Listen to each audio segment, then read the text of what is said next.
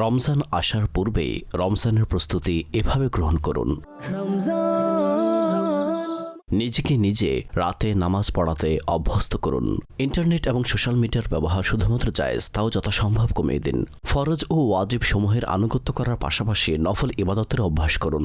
এই দোয়া পড়তে থাকুন, আল্লাহুম্মা বাল্লিগনা রমাদানা বিসিহ্হাতি ওয়া আফিয়াহ।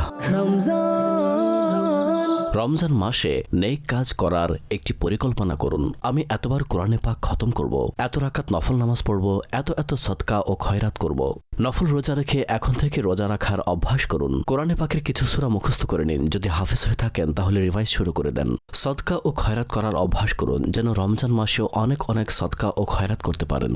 যদি বেশি খাওয়ার অভ্যাস থাকে তাহলে ধীরে ধীরে তা কমিয়ে নিন, যেন রোজা রাখতে সহজ হয়। রমজান আসার পূর্বেই সকল প্রকার শপিং সম্পন্ন করে নিন, যেন রমজান মাস বাজার থেকে বিরত থেকে পরিপূর্ণভাবে ইবাদতে অতিবাহিত করতে পারেন। যদি বিগত বছরের রোজা কাজা থেকে থাকে তাহলে তা আদায় করে নিন। রমজানের পূর্বে ঘরের প্রস্তুতি সম্পন্ন করে নিন। ঘর পরিচ্ছন্ন বা রং ইত্যাদি করানো, পান, গুটকা, ভ্যাপ, সিগারেট ইত্যাদির অভ্যাস থাকলে তা ছেড়ে দিন। রোজা, জাকাত, তারাবিহ, ইতিকাফ, সাদকায়ে ফিতর এবং ঈদুল ফিতরের মাসআলা মাসাইল শিখে নিন। এই সকল বিষয় অন্যের নিকটও পৌঁছে দিন।